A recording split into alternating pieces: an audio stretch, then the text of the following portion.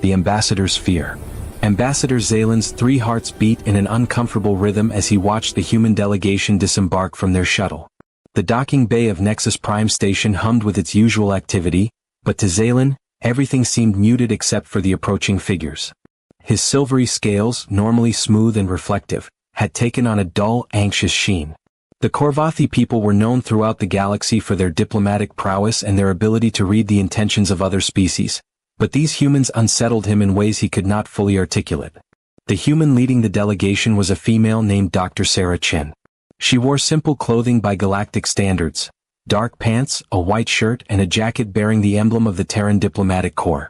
She was not particularly large, standing perhaps 1.7 meters tall, with dark hair pulled back from her face. Her skin was a warm brown tone, and her eyes were dark and calm. She moved with an economy of motion that reminded Zalen of something, though he could not immediately place what. When she smiled at him in greeting, her teeth were flat and white, save for 4 slightly pointed canines that served as a reminder of something his instincts found deeply troubling. Zalen had prepared for this meeting for weeks, ever since the incident on the frontier colony of New Hebrides. The incident that had sent shockwaves through the Galactic Council and had brought humanity's true nature into sharp, frightening focus. He forced his diplomatic training to the forefront of his mind and extended his hand in the human gesture of greeting. Dr. Chen's grip was firm but not crushing, her skin warm to the touch. Up close, Zalen could see the fine details of her face, the slight lines around her eyes, the way her pupils contracted in the station's bright lighting, the steady rhythm of her breathing. "Ambassador Zalen," she said, her voice pleasant and modulated. "Thank you for agreeing to host these proceedings. We understand the position this puts the Korvathi in, given your neutrality agreements with the Zero Empire."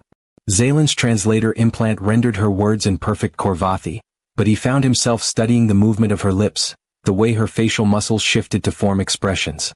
Humans were remarkable mimics, he had learned. They could smile while planning violence, could speak softly while preparing for war. It was one of many things that frightened him about them. "The Korvathi serve all members of the Galactic Council," Zalen replied, his voice carefully neutral. "We provide space for dialogue and resolution. This matter concerns the entire galaxy, not merely humanity and the Zero." Dr. Chen nodded, and Zalen gestured for her delegation to follow him deeper into the station. As they walked through the corridors, other species gave the humans a wide berth. A Quillan family pressed themselves against the wall, their fur standing on end. A group of Medhari traders found sudden interest in a nearby viewport. Even the usually fearless Borleth station security seemed to find reasons to patrol other sections. The humans noticed, Zalen was certain, but they gave no indication of concern or offense. The conference chamber was a marvel of Korvathi engineering, designed to accommodate dozens of different species in comfort. Zalen had arranged for human-appropriate seating and had ensured the atmospheric composition was exactly to their specifications. Dr. Chen thanked him for his consideration, then settled into her chair with that same economical grace. Her delegation followed suit, 5 other humans who represented various aspects of their civilization: military, science, culture, economics, and law. "Before we begin formal proceedings," Zalen said, activating the chamber's privacy shields, "I must confess something, Dr. Chen. I am afraid of your species." The humans exchanged glances, and to Zalen's surprise, Dr. Chen nodded slowly. "I appreciate your honesty, Ambassador. Many species are, though few admit it so directly. May I ask what specifically concerns you?" Zalen's scales rippled with the colors of distress, an involuntary response he could not fully control. 3 months ago, a single human colonist on New Hebrides fought off a Zero raiding party. Not with advanced weapons or power armor, but with simple tools in his bare hands. He killed 4 Zero warriors. 4 of the galaxy's most feared predators, creatures who have toppled governments and terrorized entire sectors. And he did it alone. Dr. Chen's expression remained neutral, but something flickered in her eyes. Marcus wept. He was a farmer, Ambassador. He was protecting his family. "A farmer," Zalen repeated, his voice hollow. "Your farmers kill apex predators with farming equipment. What do your soldiers do, Dr. Chen?" Before she could answer, the chamber's communication system chimed. The Zero delegation had arrived. Zalen felt his scales go completely flat against his body, a Korvathi fear response he had not experienced since childhood. The Zero terrified most species in the galaxy, and with good reason. They were massive, standing nearly 3 meters tall, with 4 arms ending in claws that could rend metal. Their exoskeletons were naturally armored, their mandibles could crush bone, and their compound eyes could track multiple targets simultaneously. They were born warriors, raised in a culture that valued strength and combat prowess above all else. They had never lost a war, never been conquered, never been successfully challenged. Until Marcus Webb, a human farmer, had killed 4 of them. The Zero delegation entered the chamber, and Zalen had to remind himself to breathe. War leader Crixeneke dominated the space, his dark purple exoskeleton polished to a mirror sheen, his battle honors carved into his chest plate. Behind him came 6 other Zero, each a proven warrior, each carrying themselves with the confidence of beings who sat at the top of the galactic food chain. They took their positions across from the humans, and for a long moment, the 2 species simply regarded each other. Zalen had studied human expressions extensively in preparation for this meeting. He saw no fear in their faces. Dr. Chen met Crixeneke's gaze steadily, her posture relaxed but alert. The human military representative, a man named Colonel James Rodriguez, actually smiled slightly, though Zalen noted it did not reach his eyes. It was the smile of a predator recognizing another predator. Humans, Crixeneke's voice resonated through the chamber, his translator rendering his clicks and chittering into galactic standard. Your species has committed an offense against the natural order. One of your kind has slain Zero warriors without honor, without proper challenge. This cannot stand unanswered. Dr. Chen leaned forward slightly. War leader Marcus Webb acted in defense of his family. He used the tools available to him. There was no dishonor in his actions. You misunderstand, Crixeneke said, his mandibles clicking in what might have been amusement or anger. We do not speak of dishonor. We speak of impossibility. Humans are not apex predators. Your species lacks natural weapons, lacks armor, lacks the size and strength of true hunters. Yet one of your farmers killed 4 Zero warriors. This should not be possible. Colonel Rodriguez spoke up, his voice carrying a hint of steel beneath its calm surface. And yet it happened. Yes, Crixeneke agreed. Which is why we have issued our challenge. The Zero Empire demands proof of predation. We will know if humans are truly capable of hunting us, or if Marcus Webb was an anomaly, a fortunate accident. We challenge humanity to send 7 of your warriors to face 7 of ours in single combat.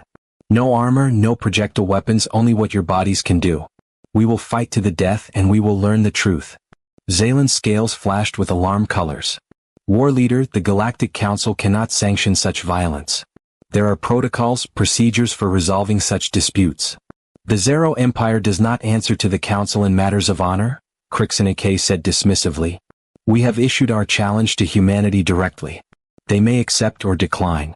If they decline, we will know they are not predators, merely scavengers who got lucky. The galaxy will know. Dr. Chen was quiet for a long moment, her eyes never leaving Crixeneke's face. When she finally spoke, her voice was soft but carried throughout the chamber. War leader, I want to make certain I understand the terms. 7 humans, 7 Zero. Single combat, no technological weapons, to the death. And you want this broadcast throughout the galaxy as proof of humanity's predatory capability. Correct? Crixeneke confirmed. And if we win? The Zero war leader's mandibles clicked in what was definitely amusement this time. If you win, humanity will be recognized as apex predators, worthy of respect and caution. Your colonies will be left in peace. The Zero Empire will sign a non-aggression treaty with your Terran Federation. And if we lose? Then the galaxy will know the truth. Humans are not predators. You are prey that has gotten above yourselves. Your expansion will be curtailed, your colonies open to challenge. Crixeneke leaned forward, his massive form casting a shadow over the human delegation. But you will not win, Dr. Chen. The Zero are the apex predators of this galaxy. We have held that position for 3,000 years. No species has ever defeated us in honest combat. Zalen watched Dr. Chen's face carefully. He saw no fear, no hesitation. Instead, she seemed almost sad, as if Crixeneke had confirmed something she had hoped would not be true. She looked to her delegation, and each human gave a small nod. Then she turned back to the Zero war leader. We accept your challenge, war leader Crixeneke. 7 humans will face 7 Zero on your chosen ground. We have only one condition. Name it. The humans we send will be volunteers, not professional soldiers. They will be ordinary citizens of the Terran Federation, people from various walks of life. If we are to prove that humanity as a species is capable of predation, It should not be merely our warriors who demonstrate this. It should be our teachers, our farmers, our artists, people like Marcus Webb. Crixeneke's compound eyes gleamed. You would send civilians against our greatest warriors? This is either supreme confidence or supreme foolishness. Perhaps both, Dr. Chin said quietly. When will this trial take place? 1 standard week from today. On Zero Prime, in the proving grounds where our warriors have trained for millennia. The entire galaxy will watch. We will broadcast every moment. The meeting concluded shortly after, details and logistics to be worked out by subordinates. As the Zero delegation departed, Zaylen noticed that none of the humans seemed particularly troubled by what they had just agreed to. If anything, they seemed grimly determined, as if accepting an unpleasant but necessary task. After the Zero had left, Zaylen approached Dr. Chin. With respect, Doctor, I do not understand your species. The Zero are offering you a way out. You could claim Marcus Webb was enhanced or specially trained, or benefited from some unknown factor. Instead, you are sending ordinary civilians to face the galaxy's most dangerous warriors. Why? Dr. Chin was silent for a moment, looking at something Zaylen could not see, perhaps remembering something from her species' long history. When she spoke, her voice carried a weight that made Zaylen's scales ripple with unease. Ambassador, do you know what kind of predator humans are? We are not ambush predators like the Zero, striking from surprise with overwhelming force. We are not pack hunters who bring down prey through coordination alone. We are pursuit predators, Ambassador. We are the monsters that never stop coming. We are the nightmare that chases you until you can run no more, until your body fails, until you have nothing left. And then we are still there, still coming, still hunting. She smiled, and Zaylen saw in that smile something that made his 3 hearts skip beats. The Zero want proof of predation. They want to know if we are truly dangerous. By the end of this week, Ambassador, they will have their answer. The entire galaxy will. And I pray that answer brings peace rather than more fear.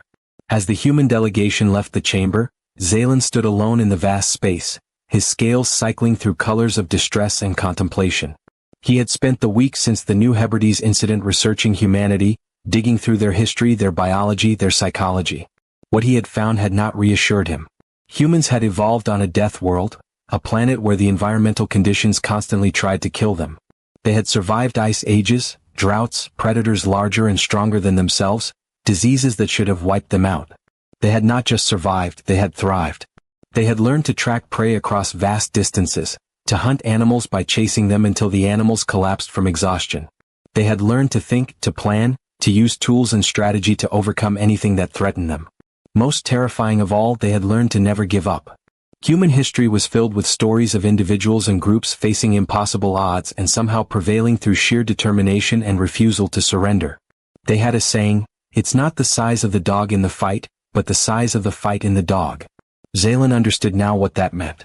The Zero thought they were proving their superiority, demonstrating once and for all that they sat at the apex of the galactic hierarchy. But Zaylen feared they were about to learn a terrible lesson, one that would change the balance of power throughout known space. The Zero had challenged humanity to prove they were predators. Zaylen suspected humanity was about to prove they were something far more dangerous. They were survivors, and survival was the only thing they had ever been truly good at. He left the conference chamber and made his way to his private quarters, where he began composing a message to the Korvathi High Council. They needed to prepare for what was coming, for the shift that was about to occur in galactic politics. The age of the Zero Empire's dominance was ending, though they did not yet know it. In 1 week, on a proving ground far from Nexus Prime, 7 humans would face 7 Zero warriors. And the galaxy would never be the same. The Proving Ground. The Proving Ground on Zero Prime was a monument to martial prowess. Carved from black volcanic stone, the arena stretched 200 meters in diameter, its floor polished smooth by 3,000 years of combat. Towering observation platforms surrounded the space, each filled to capacity with representatives from every major species in the galaxy. Holographic projectors ensured that billions across hundreds of worlds would witness what was about to unfold. The air itself seemed to vibrate with anticipation and tension. Ambassador Zaylen stood in the Korvathi observation section, his scales reflecting the harsh red light of Zero Prime's sun. Beside him, diplomats from the Quillan Confederacy, the Medhari Trade Union, and the Borlith Security Collective maintained a nervous silence. All eyes were fixed on the 7 humans who had just entered the arena from the eastern gate. They were not what Zaylen had expected, though he was no longer certain what he should expect from humans. The 7 volunteers came from vastly different backgrounds, united only by their willingness to answer their species' call. First came Dr. Elena Vasquez, a xenobiologist who specialized in studying predator species. She was 43 standard years old, of medium height, with dark hair streaked with gray and calm brown eyes that surveyed the arena with scientific interest rather than fear. She wore simple athletic clothing and moved with the careful precision of someone who had spent years observing how predators moved. Next was James Patterson, a high school mathematics teacher from Earth. He was younger, perhaps 35, with pale skin that looked almost luminous under Zero Prime's red sun, and sandy hair cut short. His wire-framed glasses reflected light as he adjusted them nervously, but his jaw was set with determination. Zalen had read his file. Patterson had 3 children at home and had volunteered because he wanted them to live in a galaxy where humanity was respected rather than dismissed. The third human was Maria Santos, a civil engineer who had designed water systems for colony worlds. She was stocky and powerfully built, with bronze skin and black hair tied in a practical braid. Her hands were calloused from years of physical work, and she carried herself with the confidence of someone who solved problems for a living. She had lost her brother in a Zero raid 5 years ago and had quietly requested to be considered for this mission. Fourth came Dr. David Kim, a trauma surgeon from New Sol Colony. He was thin and wiry, with quick movements and sharp eyes that seemed to catalog everything they saw. He had treated Marcus Webb after the New Hebrides incident and had seen firsthand what the human body could endure and inflict. He wore a small medical patch on his shoulder, a habit from his profession that he apparently could not break even here. The fifth volunteer was Hannah O'Connor, an agricultural specialist who had spent 15 years terraforming and farming on frontier worlds. She was tall and lean, with red hair pulled back in a ponytail and skin weathered by years under various suns. Her hands were strong, her movements economical, and she had the patient look of someone who understood that growth took time but always came eventually. Sixth was Marcus Okafor, a sculptor and artist who had created monuments on a dozen worlds. He was massive by human standards, nearly 2 meters tall and heavily muscled from years of working with stone and metal. His dark skin gleamed with health, and his movements had a surprising grace for someone of his size. He had volunteered, his file said, because he believed beauty required strength to protect it. The seventh and final human was Sarah Lynn, a university student studying xenopsychology. She was the youngest at 24, small and seemingly delicate, with black hair and dark eyes that studied the Zero with academic fascination. She had written her thesis on predator behavior patterns across species and had specifically requested to participate when she learned of the challenge. Her professors had tried to dissuade her, but she had pointed out that observation was useless without application. These 7 humans, these ordinary citizens, stood in the center of the proving ground and looked up at the thousands of beings watching them. They did not posture or boast. They simply waited with an eerie patience that made Zalen's scales ripple with unease. The western gate opened with a grinding of stone on stone, and the 7 Zero champions emerged. These were not ordinary warriors. These were legends of the Empire, each with dozens of kills to their name, each a master of combat who had trained since birth for this moment. War leader Crixenake led them, his dark purple exoskeleton adorned with the carved names of his victories. Beside him came Thraknell the Unbreakable, whose armor bore the scars of 100 battles, none of which had defeated him. Then Zelkara the Swift, Mornthak the Crusher, Kixral the Silent Death, Vornek the Merciless, and finally Thexnor the Bone Render. Each Zero stood nearly 3 meters tall. Each possessed 4 arms tipped with claws that could pierce combat armor. Each had mandibles powerful enough to crush steel. Their compound eyes tracked the humans with predatory focus, calculating, assessing, anticipating easy victories. They had trained their entire lives for combat. They were perfect killing machines, products of a warrior culture that had dominated the galaxy for millennia. The humans looked like children standing before them.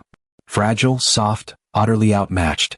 A holographic referee appeared at the center of the arena, a neutral AI construct provided by the Galactic Council. Its voice boomed across the proving ground and across the billions of viewers watching throughout known space. The terms are established.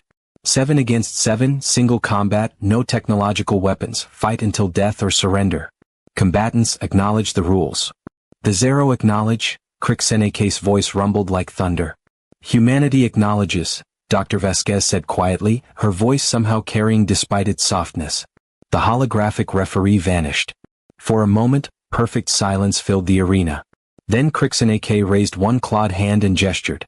The Zero charged. They moved with terrifying speed, their powerful legs propelling them across the arena floor in great bounding strides. The sound of their claws striking stone echoed like war drums. They spread out, each selecting a human target, preparing to end this quickly and demonstrate Zero's superiority once and for all. The humans did not charge to meet them. Instead, they moved in a coordinated pattern that seemed almost choreographed, spreading out in a loose circle, creating distance, forcing the Zero to commit to individual pursuits. It was Dr. Vasquez who had suggested this strategy during their brief preparation period. Make them chase, make them expend energy, make them angry. Thracknell the Unbreakable targeted Maria Santos, the engineer. He closed the distance in seconds, all four arms raised to tear her apart. Maria did not try to fight him directly. Instead, she dropped low and rolled to the side at the last possible moment, using his momentum against him. As he thundered past, she lashed out with her leg, striking the back of one of his knees. It was not a powerful blow, she simply did not have the strength to truly hurt him. But it was precisely placed, hitting the joint at exactly the right angle to disrupt his stride. Thracknell stumbled, caught himself, and spun around with a roar of fury. Maria was already running, not in panic but with purpose, leading him away from the other combatants, forcing him to chase her. The massive Zero warrior pursued, his pride stung by the human's audacity. Across the arena, Zelkara the Swift had chosen Sarah Lynn as his target, perhaps seeing the small student as the easiest kill. He was fast, incredibly fast, closing the gap between them in heartbeats. Sarah did not run. Instead, she stood her ground and watched him come with those dark, analytical eyes. At the last moment before he reached her, she suddenly fell forward, dropping flat to the ground. Zelkara, moving at full speed, tried to stop and adjust his attack. His momentum betrayed him. He stumbled over the prone human, and as he did, Sarah's hand shot out and grabbed one of his lower limbs, her fingers finding a gap in his exoskeleton joint. She squeezed and twisted with surprising strength, and Zelkara felt something tear. It was a minor injury barely worth noticing, but it was an injury nonetheless. From a human. From prey. He spun and lashed out with his claws, and Sarah rolled away, coming to her feet 5 meters distant. She was smiling slightly, her head tilted as if confirming a hypothesis. Zelkara charged again, faster this time, angry now. War leader Crixenake had chosen Dr. Vasquez as his opponent, recognizing her as the leader. He approached more cautiously than his companions, having seen how quickly the humans moved despite their small size. Dr. Vasquez backed away from him, her eyes never leaving his face, or rather the arrangement of his compound eyes. She was reading him, Zalen realized with a start. She was studying his body language, his movements, looking for patterns. Crixenake lunged, all 4 arms striking in a coordinated pattern that should have been impossible to avoid. Dr. Vasquez twisted her body in a way that looked painful, making herself impossibly thin, and 3 of his claws passed through empty air. The 4th grazed her shoulder, drawing first blood. The crowd gasped, but Dr. Vasquez barely seemed to notice. She was already moving, her hand darting out to touch one of Crixenake's eyes, not hard enough to damage but enough to make him blink reflexively and pull back. "Interesting," she said as if conducting an experiment. "Your reaction time to eye stimulus is approximately 0.2 seconds. Useful to know." Crixenake felt something he had not experienced in years: uncertainty. The human was analyzing him, studying him like a specimen.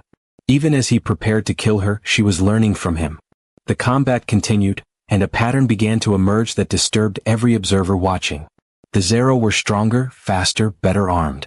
They landed hits, drew blood, inflicted injuries. But the humans did not stop. More troublingly, they did not fight like prey. They fought like predators who understood they were physically outmatched and had planned accordingly. James Patterson, the math teacher, was facing Kixral the Silent Death. He had taken several cuts, blood streaming from wounds on his arms and chest, but his eyes remained calculating. He was counting, Zalen realized. Counting Kixral's attack patterns, measuring the time between strikes, calculating distances and angles. And with each exchange, Patterson moved with more confidence, anticipating attacks a fraction of a second before they came, turning lethal strikes into glancing blows. Dr. Kim, the surgeon, was engaged with Mornthak the Crusher. He moved like water, flowing around attacks, and every time Mornthak struck, Dr. Kim's hands would flash out to touch pressure points on the Zero's exoskeleton. The touches seemed meaningless at first, but Zalen noticed that Mornthak was slowing down. His movements were becoming less coordinated. Dr. Kim was striking nerve clusters, causing cumulative damage that was gradually shutting down the massive warrior's motor functions. Hannah O'Connor, the farmer, was locked in combat with Vornek the Merciless. She had the patience of someone who had spent years waiting for crops to grow, and she used it now. She retreated, dodged, deflected, never committing to a full attack, just small strikes to joints and weak points. Vornek grew increasingly frustrated, his attacks becoming wilder, less controlled. Hannah was doing to him what farmers had done to predators for millennia. She was wearing him down. Marcus Okafor, the sculptor, faced Thex Nor the Bone Render. Marcus had taken the most damage of any human, his massive frame covered in cuts and bruises, but he seemed entirely unbothered. He moved like he was shaping stone, each motion deliberate and purposeful. When Thexnor struck, Marcus would partially block, partially deflect, absorbing force on his heavily muscled arms and shoulders. And slowly, methodically, he was driving Thexnor backward, using his size and mass to control the space. 10 minutes passed. Then 20. The Zero should have won by now. They had superior weapons, superior armor, superior training. But the humans were still standing, still fighting, still learning from every exchange. And something was happening to the Zero warriors. They were breathing harder, moving slower. The humans, bleeding and battered, somehow seemed fresher, their movements still quick and precise. It was Sarah Lynn who struck the first decisive blow. She had spent the entire fight evading Zelkara, studying his patterns, watching how he moved. Now she suddenly changed tactics. As he charged again, she did not dodge. Instead, she stepped inside his reach, closer than he expected, and drove her thumb into the same joint injury she had caused earlier. But this time she pushed harder, twisted further, and there was an audible crack as something broke. Zelkara screamed, a high chittering sound that echoed across the arena. His lower right arm hung useless, and Sarah was already moving, circling behind him, striking the backs of his knees with precise kicks. He fell, and she was on him, her hands finding gaps in his armor, her fingers pressing into nerve clusters Dr. Kim had identified during the human's brief planning session. "Do you surrender?" she asked him quietly. Zelkara's pride would not allow it. He tried to rise, to fight, but his body would not obey. Sarah Lynn, the small university student, had systematically dismantled one of the Zero Empire's legendary warriors using nothing but observation and applied knowledge. The shift in the battle was palpable. The humans, sensing victory was possible, pressed their advantages. Dr. Vasquez, her shoulder bleeding but her eyes bright with predatory focus, began to attack rather than merely evade. Every movement was efficient, targeting the same spots repeatedly, building damage, exploiting weaknesses. Krixenike found himself on the defensive for the first time in his life, confused by this impossible reversal. James Patterson's mathematical approach paid off. He had calculated exactly how much energy Kixral expended per attack, how long the warrior could maintain maximum speed. Now, as Kixral slowed from exhaustion, Patterson struck back with the methodical precision of someone solving an equation. A punch to a damaged joint. A kick to an overextended limb. Each strike purposeful, each movement adding up to an inevitable conclusion. Dr. Kim had reduced Mornthak the Crusher to stumbling confusion, the massive warrior's nervous system compromised by dozens of precise strikes. Hannah O'Connor had turned Vornek's fury against him, letting him exhaust himself on fruitless attacks while she remained calm and patient. Marcus Okafor had done the impossible. He had matched Thex Nor blow for blow, and through sheer endurance had outlasted him. Maria Santos, bleeding from multiple wounds but still moving with engineer's precision, had led Thraknell the Unbreakable on a chase across the entire arena. Now, as he slowed from exhaustion, she turned to face him. She was smaller, weaker, injured. But she was still standing, and he was gasping for breath, his massive body overheated and exhausted from the pursuit. "It's over," she told him quietly. "You can surrender." Thraknell charged one final time, pride demanding he try. Maria sidestepped, grabbed one of his arms, used his own momentum to guide him to the ground, and pressed her knee against his throat. Not hard enough to kill but enough to make the point. She could kill him if she chose. Across the arena, similar scenes played out. The Zero warriors, these legendary champions, were defeated not by superior strength but by superior strategy, endurance, and an utterly alien refusal to give up no matter how badly hurt they were. One by one, they fell or surrendered, and the 7 humans stood victorious in the center of the proving ground. The silence that followed was absolute. Zaylen's scales had gone completely flat, a response to shock so profound he could barely process what he had witnessed. Around him, diplomats from dozens of species sat in stunned disbelief. On 1,000 worlds, billions of viewers tried to comprehend what they had just seen. War leader Crixene, bleeding from a dozen wounds, his armor cracked, his pride shattered, rose slowly to his feet. Dr. Vasquez stood before him, barely able to stand herself but still upright through sheer will. Crixenike studied her for a long moment, then performed something no Zero had done in recorded history. He bowed to an opponent. "We asked for proof of predation," his voice carried across the arena. "We have received it. Humanity, you are not apex predators in the way we understood the term. You are something different, something we did not account for. You are pursuit predators. You do not need to be the strongest or the fastest. You simply need to never stop. And you never stop." Dr. Vasquez inclined her head respectfully. "War leader, we did not want this fight. We wanted peace. We want peace still. We are predators, yes, but we are also more than that. We are survivors, and we survive best when we cooperate rather than compete." Crixenike's mandibles clicked in what might have been respect or might have been sadness. "The Zero Empire will honor the terms of our challenge. Humanity will be recognized as apex predators. Your colonies will be left in peace. We will sign the non-aggression treaty." He paused, looking at the other 6 humans standing among the fallen Zero warriors. "But know this, Dr. Vasquez. The galaxy will fear you now. They have seen what you are truly capable of. They have seen that you send your teachers, your farmers, your students to do what others send their greatest warriors to do. That is more terrifying than any display of strength could ever be." The holographic referee reappeared. "The challenge is concluded. Humanity has proven their predatory capability. The terms are satisfied." As medical teams rushed onto the field to tend to both Zero and human wounded, Zaylan found himself reflecting on what he had witnessed. The humans had not won through superior violence or natural weapons. They had won through intelligence, adaptability, endurance, and most frightening of all, through cooperation. 7 humans from completely different backgrounds had worked together flawlessly, each contributing their unique skills and knowledge to achieve victory. Dr. Vasquez, the scientist, had analyzed and strategized. Patterson, the teacher, had calculated and planned. Santos, the engineer, had solved problems. Dr. Kim, the surgeon, had applied medical knowledge in reverse. O'Connor, the farmer, had shown impossible patience. Okafor, the artist, had demonstrated that creation and destruction used the same strength. And Lin, the student, had learned and adapted faster than should have been possible. Together, they had defeated warriors who had trained their entire lives for combat. They had done it while injured, exhausted, and outmatched in every physical category. They had done it because giving up was simply not in their nature. In the days that followed, as the galaxy processed what had occurred on Zero Prime, the balance of power shifted subtly but irrevocably. The Zero Empire, while still powerful, was no longer seen as invincible. Humanity, previously dismissed as fortunate survivors, was now recognized as a species to be treated with caution and respect.